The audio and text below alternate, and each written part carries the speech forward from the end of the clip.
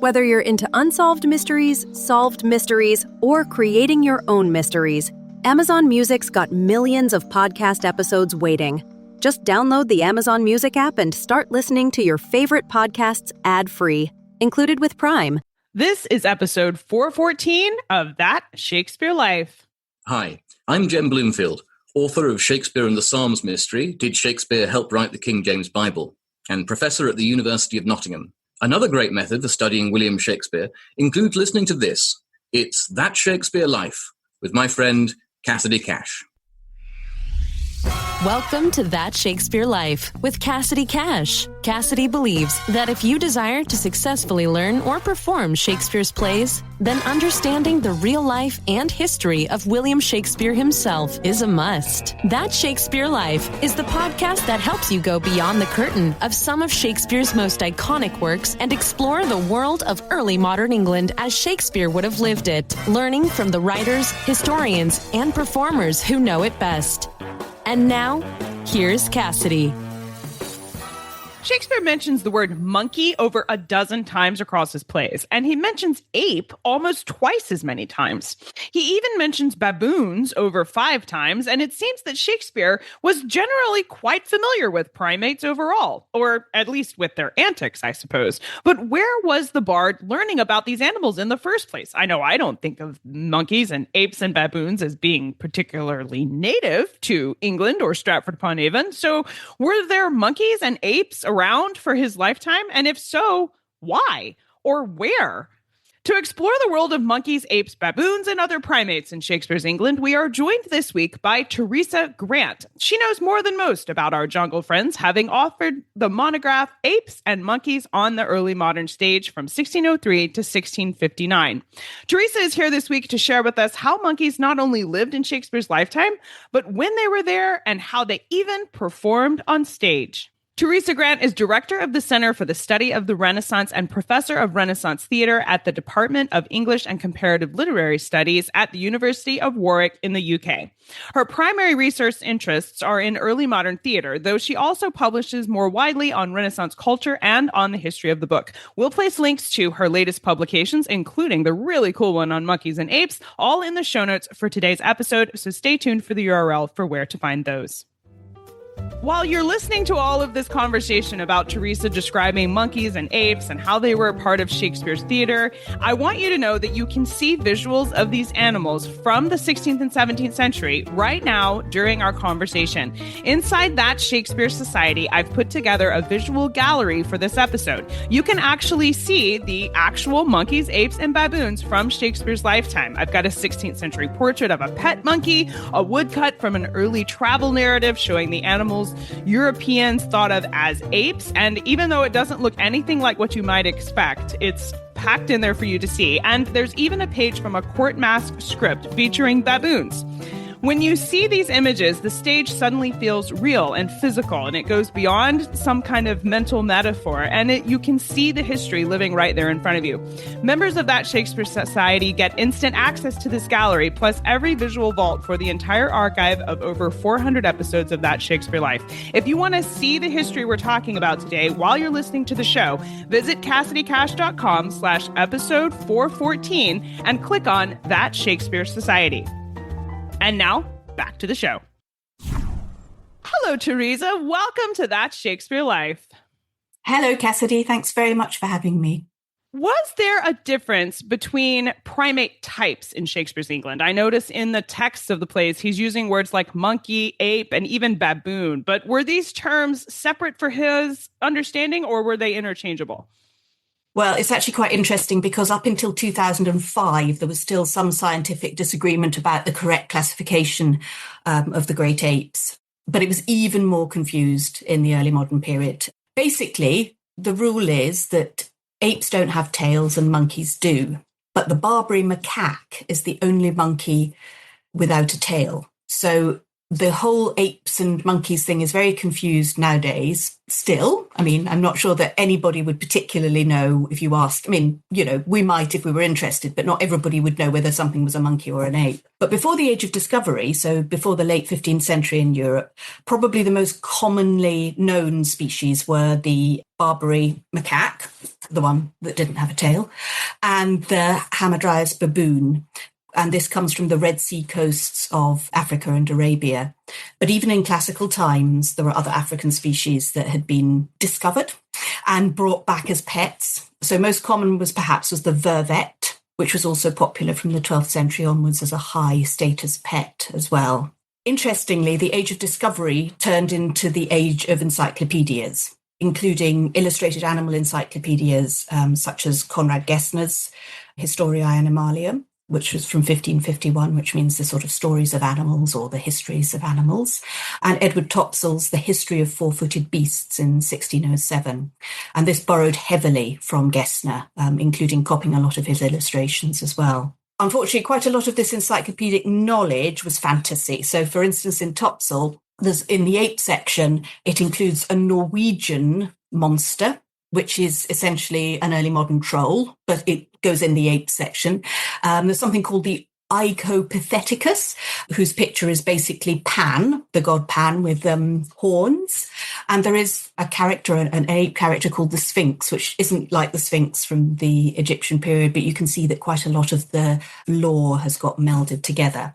So basically, medieval bestiaries did include probably Barbary apes. So this is before the Age of Discovery. The bestiaries themselves did have Barbary apes, they had vervets, they had baboons, and they had this thing called the Sphinx, which is which is a very trainable animal apparently, but we're not quite sure what it is. In Topsell, so in this big encyclopedia, an ape is a Barbary macaque. So actually not an ape. The first thing that appears in Topsell is something that is of the ape, and it's a Barbary macaque. So it's actually not an ape. And monkey is a catch-all term for vervets, for marmosets, for gurnons and for capuchins. And many other of the apes are actually monkeys, including the baboon. So the baboon is a monkey as well. And Topsell's distinction, the distinction that Topsell makes, is really by size. So if anything is big, it's an ape. And anything is little, it's a monkey. The Icopithecus to me sounds like a goat. So I'm really surprised that something with like the horns and everything would have been put in with the apes. There's obviously a really broad swath of animals that get put in there.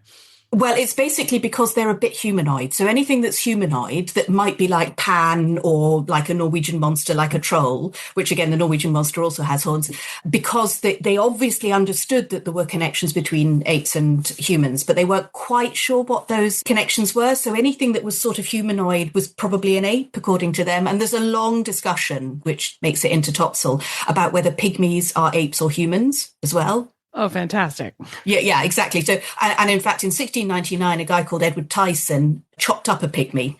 And I don't think it was I don't think it actually was a pygmy. I think it was a monkey, but he thought it was a pygmy. So quite often in the early modern period, pygmy you're not doesn't seeing mean my shocked no. I am seeing your shocked and alarmed face. Absolutely no, he didn't. What he did was he chopped up what he thought, what everybody called a pygmy, which was not what we would call a pygmy.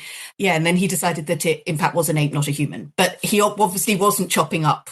I mean, the whole thing is, so it was very that level confused. We have no idea what we're doing. Yeah, right and here. so the confusion, I mean, to go back to your original question, I guess the confusion is not just about what's an ape and what's a monkey. It's what's human and what's an ape. What's really crucial about this period is that probably the first report in the early modern period of the great apes came back after a sea voyage in 1607. So there's a guy called Battle who comes back reporting what we think might be chimpanzees. And that's the first early modern sighting. You know, there are some rumours about whether or not the Romans had seen them in Africa, but actually, you know, the great apes, as we understand them, were not generally known even until the 1620s is when it generally people would have known. But so obviously, things like a gorilla, Shakespeare wouldn't have known about that yet because that didn't come. No, he wouldn't actually. And I wonder, I mean, he would have known about the discovery of them probably, because we do think that Battle managed to, it goes into a sort of travel narrative collection called Purchas's Pilgrims. And so, but there's a big question about whether or not Shakespeare knew about this before he wrote The Tempest, which is quite important because, of course, you know, thinking about Caliban and thinking about where the island is and all that kind of stuff, there's, you know, there's some really interesting things things going on there. It's really hard to prove it. Sure. Well, you mentioned that I think it was the Sphinx or one of the lists of the bestiaries, you called it highly trainable, which I thought was interesting. Yeah. Are these animals that we're calling monkeys and apes and baboons, were they being kept as pets by people? Oh, yes, absolutely. From as early as humans and monkeys have lived in the same world, monkeys and humans have been keeping each other as pets. I mean, I think the monkeys are probably keeping the humans as pets as well. So Barbary macaques were very popular pets in the Roman Empire. So we know that Romans kept monkeys. And recent research has suggested that there was also a thriving trade in monkeys coming from India, because it wasn't just Barbary macaques. We now have evidence from an animal cemetery that there were significant numbers of Indian macaques, and this is on the Red Sea coasts again. And monkeys were there as a status symbol. So, you know, if you could afford to source a monkey, feed a monkey, keep a monkey, I mean, you couldn't be an ordinary person and go to work and have a monkey. I mean, the point was that monkeys were a kind of high status symbol. So the early modern period was no different from the Roman period. Lots of people wanted to keep pets, and monkeys were, of course, a status symbol there as well. So in Massinger's A New Way to Pay Old Debts, the main evil character, who's called Sir Giles Overreach, fantasizes about his daughter marrying up into the aristocracy and imagines her acquiring a monkey, a dog, and a parakeet in order to show that she's going to be an aristocratic lady. And I think being relatively rare, you know, rather than dogs, for instance, parakeets were relatively rare as well. They were markers of privilege, of course. And James I's daughter, Elizabeth, had a huge passion for pets, and having 16 or 17 dogs and monkeys in her train, apparently. So I bet there was a lot of mess there. And indeed her, Elizabeth, James's daughter's own daughter, Sophia, later claimed that Elizabeth preferred her monkeys to her own children. There was obviously not a very good mother-daughter relationship going on there. And when Elizabeth married Frederick in 1613, she married the Elector Palatine in 1613, he took his bride back to Heidelberg Castle, which is where his seat was, and immediately installed a purpose-built menagerie and monkey house. That was that's what they did. As one does.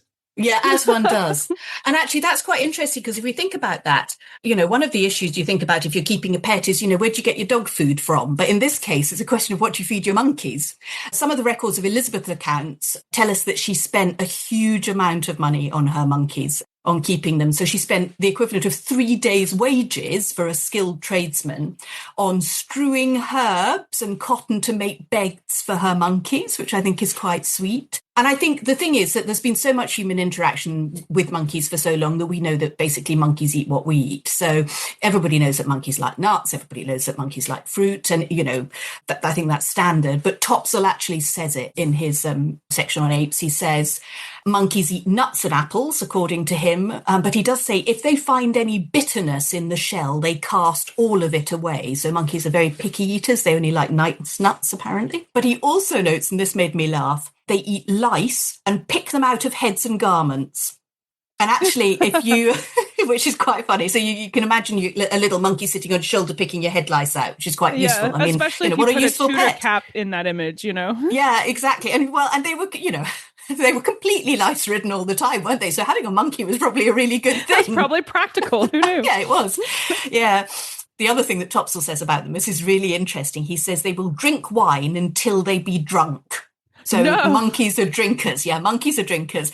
And actually, it's really interesting. On the Wikipedia vervet page, it also says the same thing. It says that vervets are well known for being very like humans. They suffer from hypertension, anxiety, and they also employ social and dependent alcohol use. So apparently, you know, even vervets nowadays are big drinkers. They like their gin and tonic.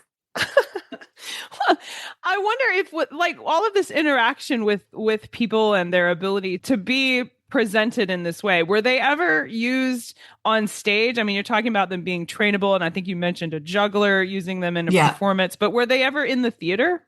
Well, it's an interesting thing, isn't it? So I think, as far as we can tell, probably the only play of the period that casts a real monkey on the stage is Johnson, Chapman and Marsden's Eastward Ho. So the monkey appears in a stage direction at the beginning of Act 1, Scene 1, and it enters with Touchstone, who's the sort of main guy of the play, his two daughters, Gertrude and Mildred. And so the monkey comes on at the same time as them, led by their maid, Beatrice. And though there are no actual stage directions in the original script, in the original text for this, editors have added often add the monkey dances here or the monkey cartwheels here after, later in the scene when Gertrude, who's one of the daughters, is doing some singing. So obviously the kind of Beatrice is bringing the monkey on as a kind of performing monkey. Who knows where they got it? I mean, it was probably a performing monkey from Bankside, which is where you would be able to find lots of performing animals. But the monkey's quite clever because the monkey's not just about a performance, like a juggling trick or something like that. It's there to reinforce in this scene a series of sexual jokes, including one where Gertrude will be playing baboon, as she calls it, because she misunderstands the courtly game of balloon, which is basically like hockey, except that you have your hockey stick strapped to your arm. Right. So that's what her intended husband is saying. He says they're going to play at balloon in the country, but she misunderstands it and thinks that they're going to be playing at baboon in the country. And of course, there's a heavy sexual overtone with that.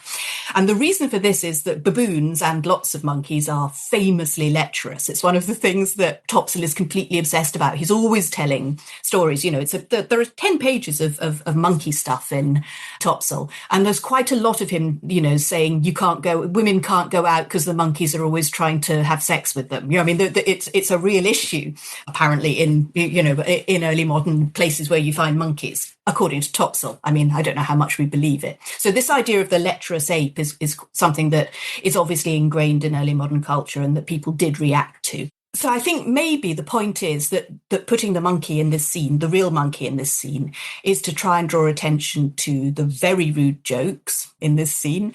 And I think also just to signal to the audience that there are jokes about sexual impropriety there. But mostly, though, monkeys on the early modern stage appear as metaphors. So there's quite a lot of use of what a monkey means in order to get the audience to think about something. And even more commonly as people dressed up as monkeys. So that's quite interesting. We have a lot of people in early modern plays and in early modern masks who are actually dressed up as monkeys.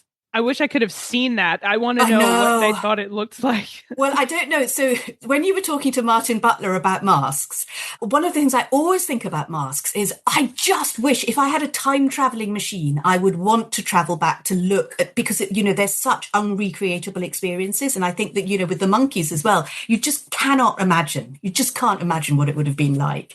And of course, this all comes from the idea of the sort of paratheatrical monkey acts, which were very common, so lots of these sort of jongleur and monkey acts were available. There were lots of performing animals on the Bankside and around theatres in early modern London.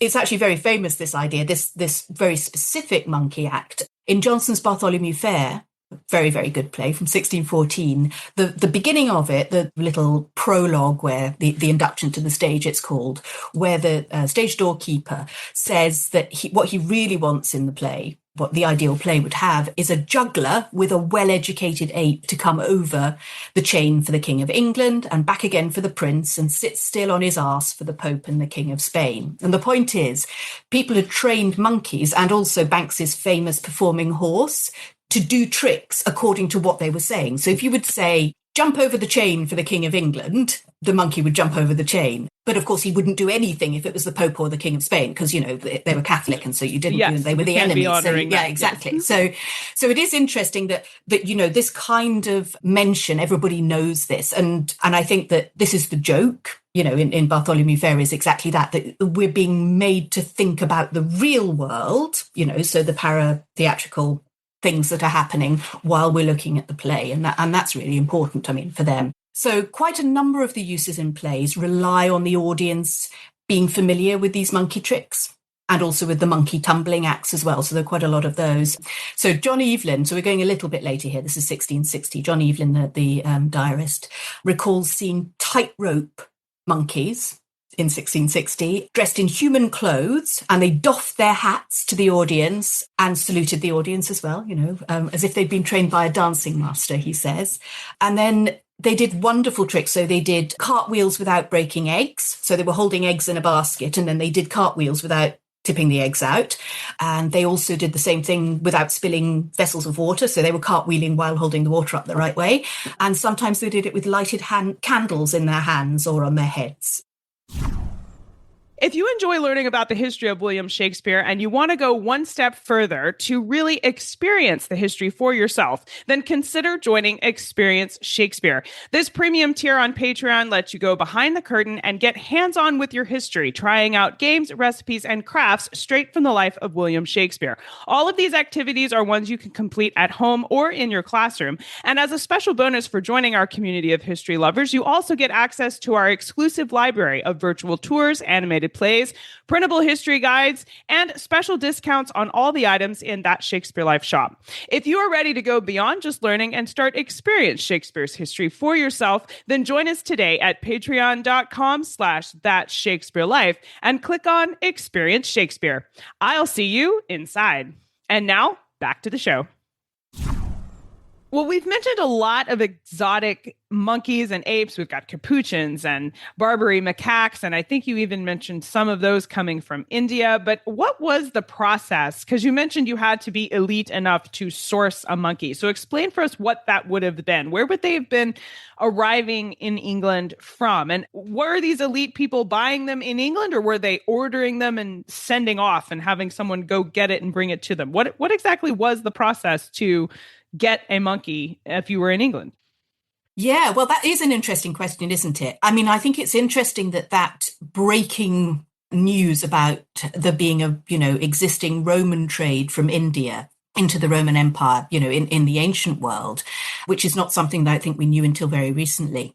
It's clear that the monkeys that most people would have known were the ones on the Red Sea coast and Barbary macaques. So, the Hamadryas baboons and the macaques were the most common ones. And I think they were quite easy to get your hands on. And I think that in the early, in the Roman Empire, they would have been, there, people knew it. What did change, though, is in the Age of Discovery when they started bringing monkeys from South America. So interestingly, when Gessner does his first edition of the History of Animals, he only has one South American monkey on it. Well, monkey. The next time he also adds some more. So we end up with a sloth being there as well, which looks like it might be a monkey too. I mean, it's not, but they didn't know that. It does look like one. I guess. It does, doesn't it? Yeah. I think the way you would have marked yourself out in the early modern period is by having a monkey that was not the monkey that everybody else had. So if you were rich enough to afford a monkey, then what you really wanted was a South American monkey. And actually, art of the period does the same thing, which is that it shows people with multiple monkeys, which are clearly not the monkeys that everybody has. Well, I know we've mentioned these people wanting to have them, and you alluded to this earlier when you were talking about the Princess Elizabeth having her 16 to 17, monkeys, and her husband building her this custom-built place to keep them. And you talked about how monkeys eat very similarly to how humans eat, but how would they feed them? I mean, we know that there were gardens grown for people food, but would they have had similar gardens to feed their monkeys? Or when they were traveling with them on ships, did these expeditions go out from England equipped with provisions for the animals they expected to catch? Or tell us about the kind of care, diet, or survival techniques of living in England, because they're coming from pretty tropical places and then having to survive in England's climate, which is a tough climate in terms of weather and temperature. So how did all this fit together for the monkeys? Most monkeys that made it to England were probably destined to be pets. They weren't put in zoos. They didn't have zoos in the sense that we would have a monkey house nowadays. And I think what that meant is that monkeys tended to be household pets. I don't know about potty training monkeys, but that would be an interesting thing. I suspect monkeys are trainable, that you could potty train a monkey. And I suspect also that human beings wouldn't want animals that weren't trained in their houses. The other thing about monkeys is that monkeys spent a lot of time thieving. We all know that monkeys are thieving monkeys. And so I think they steal food and think it's probably quite clear, therefore, what food they want to steal. So they'll always go for nuts and apples, and they're obviously motivated by food. They weren't very good at keeping animals alive. I mean, James's menagerie lost as many animals as it kept alive. We do know with the polar bears, we know that one of them was still alive in the 1620s, the polar bear cubs. We do know that they did manage to keep that alive until the 1620s, where it was swimming in the Thames. But it was always, it was a performing bear for that moment. But I think monkeys can't be hard to keep, because Elizabeth had lots of them. She had loads of monkeys, and lots of ladies kept monkeys as pets. So I suspect that it's really quite, they were just given the kind of food that you would expect a monkey to eat, which is, nuts and apples, which is what they want anyhow. I don't think they went out with supplies for the monkeys. I think when they went to the New World, they didn't know what they were going to find, and so they didn't take anything with them to feed the monkeys. I suspect what they did is they saw what the monkeys were eating there, and then, collected some to bring it back with them. I know I've read in some of we've done an episode on the polar bears that you're mentioning, and inside some of those conversations, we would talk about how there was a lot of guessing that went on, and that sometimes they would feed them things that were wholly inappropriate for the animal, but they had never seen this before and they didn't know what it needed. So a lot of times it was just, hey, this is a food item, give them that and see what happens. So I imagine some of that was going on with the monkeys of, while I'm eating a pie, let's give them a slice of the pie. Yeah, and people do it with their dogs. I mean, my father-in-law feeds their dog toast and Marmite for breakfast. Don't even ask. Well, there you go. So table scraps all the way back to early modern England. That makes sense to me. Well, what about famous or documented incidents surrounded monkeys? I mean, you mentioned that they were known for being both lecherous and being thieves, so they probably got into a good deal of trouble. Do we have any stories from Shakespeare's lifetime of monkeys that were particularly troublesome? Maybe the best example of this is that Oliver Cromwell was famously snatched from his cradle by a monkey when he was a baby and taken up onto the roof and fortunately rescued, for the sake of the country, according to, well, if you're on Oliver Cromwell's side, yes. If you're a royalist, maybe you think that the monkey should have dropped him. But actually that's complicated, because that's all about, it's not just about Oliver Cromwell being stolen by a monkey, the baby, but also it's about what Cromwell's rule meant. So if monkeys are parodies of humans, then an affinity with a monkey for Cromwell makes him a parody of a king. And that, of course, is absolutely what they're thinking about. And there's also an issue so there's a picture of Cromwell's wife, a woodcut of Cromwell's wife from that period, where she's got a monkey next to her. And that's because she is parodying being the consort as well. But there's also a thing about with monkeys, they say, now what's the saying? It's something like, the thing with monkeys is the higher they climb, the more you can see their bottom. So, of course, it's a kind of insult implied in that idea with Cromwell and his wife, the idea that if you are a monkey, then if you keep climbing up the social ladder, eventually, it will be apparent that people are looking at bits they shouldn't be looking at. Yeah. I mean, my favorite monkey story is something from Aesop's Fables, which rings really true. And there was a lot of translation from ancient languages, both from Latin and Greek, from Aesop in the mid-17th century. And one of my favorite stories is the one about the Egyptian king and his apes. And one of his courtiers suggests that they could actually have the apes trained to put on a play. So put on a mask, obviously they can't talk. And so they get the best dancing masters and the best, sort of trainers across from all of the sea to make the monkeys do this, because, it'd be excellent, they thought, to have a mask that's entirely acted by monkeys. And it's all going very well, and they're, doing their sort of synchronized dancing brilliantly, and it's, absolutely brilliant. And then one of the naughty courtiers decides he's going to disrupt it. And what he does is he throws a handful of nuts into it. Oh, no good. And of course, they all dive on the nuts, everybody, and then they end up fighting each other. And of course, the moral of the story is that, human beings are no better than monkeys. And as soon as you give them something, they can't, they'll fight over it, and it's all disastrous. So, but it is quite interesting that everybody knows that you can throw monkeys off their training by doing something like giving them, food that they have to fight over. So, I mean, it's clear that, monkeys are nearly like humans, but not quite like humans. And, a better human would not have fought over the nuts, I think is the guess. So it makes a lot of sense why Shakespeare would have turned to this metaphor so many times throughout his plays, because not only is it an enduring metaphor, as we see it go well beyond the 16th and 17th century, even into modern society, but it was a real slice of the culture for where he was at in the moment. As you're pointing out, the audience recognized these tricks. There were roadside antics and Bartholomew Fair performances happening. And these were things that you would see on a daily basis that existed in your life and were just ripe for the picking when it came to images you could use on stage.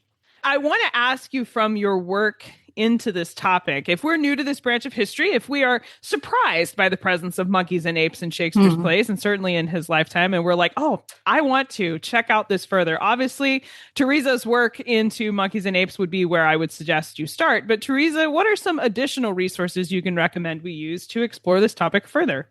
Well, I would actually encourage anyone who can get their hands on a copy of Topsell, and it is quite easy to get your hands on a copy of Topsell now via archive.org, just to read that. I mean, it's brilliant. It's just an absolutely wonderful book. It's an encyclopedia of all animals. So, there are 10 pages on apes. There are, loads of amazing pages on badgers, beavers, it's all in there. I've just written an article on mice where I talk about what, Topsell is doing with mice.